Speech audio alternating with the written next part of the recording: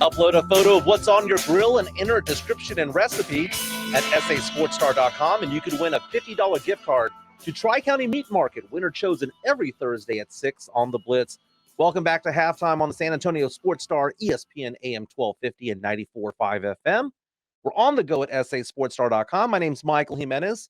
We're here till 2 o'clock, and I'm super excited right now because on our StreamYard, if you're watching on Facebook or YouTube, you see Jill Jelnick from Fox 17 in Nashville, Tennessee.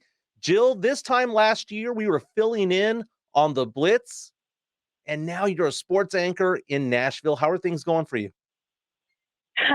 Yeah, it's funny how what can happen in a year, right? Happy to be back on with you guys. Always love helping out San Antonio and the sports market in San Antonio. Had some great times over the years there. But Nashville has been very busy, Michael, to say the least, especially with the Titans.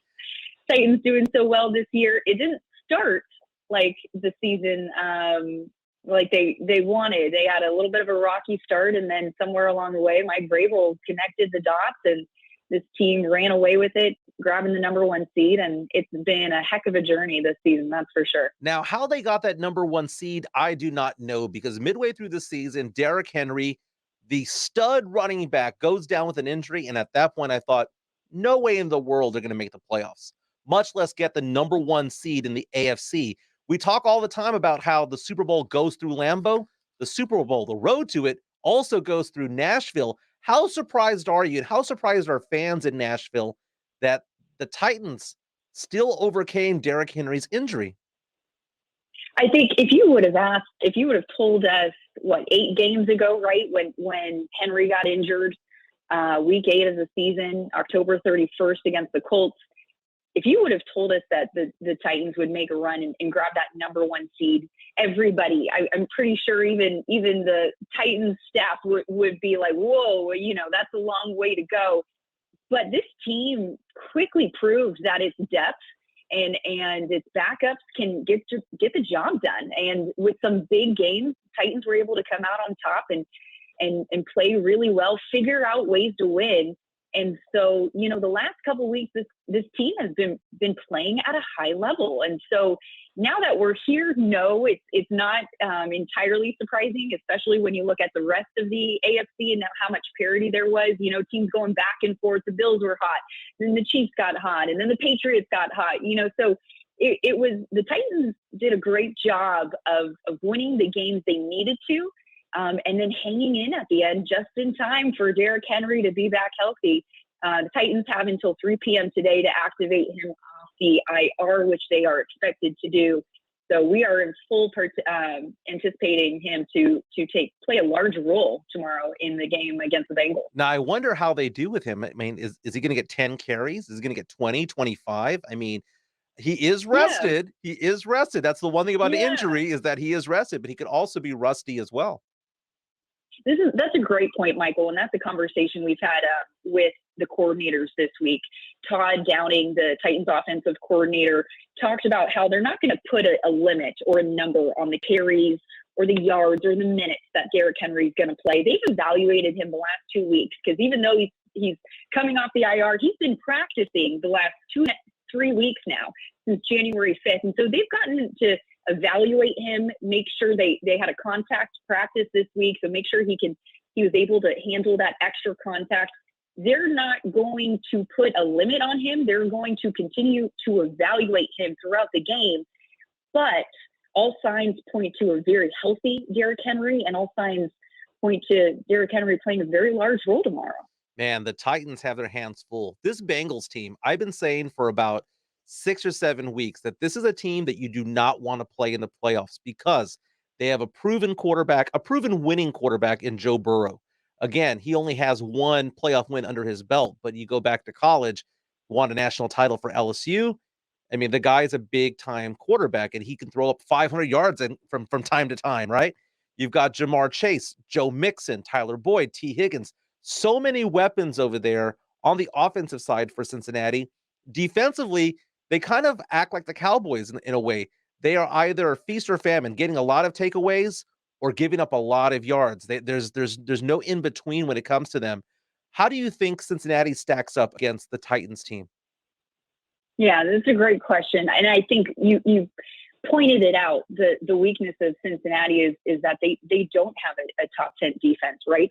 I mean, Cincinnati has given up, over 100 yards a game just on the ground, a lot of offensive yards altogether. And that's going to be where the Titans absolutely need to pound it. They're going to need to use their running game that has carried them through the season, both with and without Derrick Henry, and take advantage of those holes in that secondary on the Bengals defense. Now, that also is the strength of the Titans. Titans defense is actually, we love talking about offense, right? All the offensive weapons that the Titans have with Julio Jones and A.J. Brown and now Derrick Henry, but the defense has been the backbone of this Titans team since day one. They've been the story of this season because they were struggling defensive-wise last year, made a huge turnaround, got some new personnel, and also a lot of great depth. And their defense has been what has kept them in a lot of close games. And so I think that's where Titans have the advantage there. If they could limit, right, that's going to be the key. If they can contain Joe Burrow as best they can, maybe rattle him a little. I know Joe Burrow is playing at a very, very high level right now, very confident. But you said it, Michael, he's only had one playoff game under his belt. Now he's coming to Nashville. It's going to be 25 degrees tomorrow, and they're going to be welcomed by a very loud Titans fan base that is just as eager as this Cincinnati fan base to get to the AFC Championship. The Titans are 12-5, or they were 12-5 in the regular season, 7-2 at home, favored by 3.5 tomorrow. We've talked about the strengths of the Titans. Kickoff again at 3:30. The strengths, you said the defense. What's the Achilles heel? Well, that's a great question. I think, to be honest, the Titans play as well as their quarterback, right? Like a lot of good teams in the NFL, as well as your quarterback plays, that's as well as you will perform. A lot is going to be rested on the shoulders of quarterback Ryan Tannehill. He has shown some great game. He has played in some great games this season, just had a record-setting performance against the Texans, 5 touchdowns, 400 yards, did an amazing job in recent games. But we've also seen him turn the ball over, throw interceptions. And in those games, that's when the offense has struggled, and that's when the team has struggled. So unfortunately, a lot of pressure always goes on the quarterback, and that's going to be the same story tomorrow. If Tannehill can continue to play at the level we know he's capable of, take advantage of his offensive weapons, and Titans get that running game going, I think that is going to be the biggest key for the Titans tomorrow. Now, back on January 30th, 2000, the Titans were in the Super Bowl against the St. Louis Rams. 1 yard away from winning the Super Bowl. Kevin Dyson's arm was not long enough to cross the goal line. Does that come up every once in a while with Titans fans about how close they were way back when? Absolutely. And unfortunately, it's still a very painful memory for Titans fans. They call it 1 yard short, right? Because that was following the Music City Miracle. They got to that Super Bowl thanks to the Music City Miracle. And that was a very special team, that 1999 team. And you know what's even harder to swallow is the next several years were very tough for the Titans. The next year in 2000, they had after losing in the Super Bowl, they had arguably an even more talented team. They were the number 1 seed in 2000, and they lost in the divisional round to the Ravens. It started several down years for the Titans, and that's been a big storyline for us here in Nashville, is this Tennessee team trying to get past that divisional round hump. And that's exactly what Mike Vrabel and his team are trying to do tomorrow. That is Jill Jelnick with Fox 17 in Nashville, Tennessee. Quick question real fast. I follow you on Instagram. We got to know each other when you were working here in San Antonio. It seems like there's a little bit of nightlife over there in Tennessee, over there in Nashville in particular. How's it going over there? Yeah, it's a wonderful city. It is vibrant. It is colorful. Similar to San Antonio in that regard. There's always something fun going on. I think what's special about Nashville is just not just downtown, but the neighborhoods surrounding the city are all up and coming cities. A lot of people moving in Nashville, a lot of young professionals. My favorite part, there's live music on every corner, every day of the week. Monday at noon, if you're on your lunch break, just turn the corner, go down the local bar. There's live music Monday at noon. That's my favorite part. And the city embraces not just the music, or the nightlife, but just people coming in, new people, travelers, tourists. They've embraced me well, and it's been a really fun city. I have a quick Nashville story. I've only been one time, and I want to go back. My wife and I have been talking about vacation spots for the summer, going someplace a little bit different, and I've been pitching Nashville because we like live music, absolutely. we like outdoorsy stuff, and I'm like, you know what, we can just tour the area. I didn't like going to Memphis when I was a kid. I mean, I went to Graceland back in the day, but back in 2004, 2005, I went to Nashville on a business trip, and when I was there, I kind of had a few too many cocktails, and I found myself at a bar, and they asked me, "Hey, we're going to continue this party at the hotel." And I'm like, "Oh, I'm at the same hotel, which was the Opry Hotel." And I'm over there, and I'm having a grand old time with people. And I had coworkers call me up and ask me, "Where are you?" And I told them where I was at. They came to come get me, and they were freaking out when they walked in because apparently I was partying with a bunch of country music stars, and I had no idea. No idea. Because I don't listen to That's country music. great. They weren't named George Strait. They weren't named Garth Brooks or Shania. Therefore, I did not know who you were. So apparently, Right. I was in this, and I was like, that's why they liked me. It's because I was just some dude who was just hanging out talking sports, and got to hang out with not only the musicians, but not only the singers, but also their musicians and roadies and whatnot. And I had no idea. I was oblivious to it all. But man, that's my Nashville moment.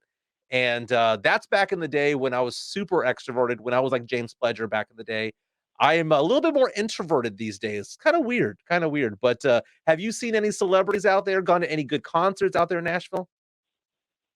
I've had a couple good concerts. Yeah, Garth Brooks had a big concert at Nissan Stadium. Well, actually, eventually got rained out. But Garth Brooks, even saw a little bit of Kenny Chesney, Nice. couple different country artists. But you know what? What's great is the smaller, not as big as names. Not quite stars yet. The up and comers, they are just as fun. Especially when you're on Broadway and you're just having a night out. Now I got to ask you one last question because you used to be part of YOLO, Texas.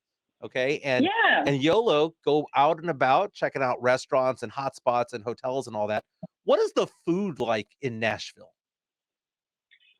Different from Texas. and unfortunately, you asked me the weakness of the Titans. The one weakness of Nashville is they don't have good Mexican food. We gotta up our game over here with the Mexican food and margaritas. But no, the food is wonderful. Lots of great hot chicken. That's a special thing here in Nashville. Some good barbecue. And a little bit of everything. They're kind of similar to Houston in that regard. Some specialty restaurants, local, but also you got your mom and pa's. A couple unique places. It's not flooded with franchises, and I'm a big fan of that. And downtown is awesome. I remember that. What's that strip called downtown where they have all like the country? Broadway. That's Broadway, and it's beautiful. Yes. I mean, I've gotten really into running these days. I ran the half marathon last month, and I remember Nashville just being very scenic. Kind of like Denver, very scenic for outdoorsy stuff. The river's right there. It's a beautiful place with some beautiful people. Oh, Jill, I'm so happy you were on the show today. I'm very, very proud of you. Thanks for having me. Jill Jelnick of Fox 17 in Nashville. The road to the Super Bowl goes through Nashville. Tennessee Titans against the Bengals. Again, kickoff is at 3:30 tomorrow. Jill, thanks for being on. Thanks for having me, guys. Have a good one. You too.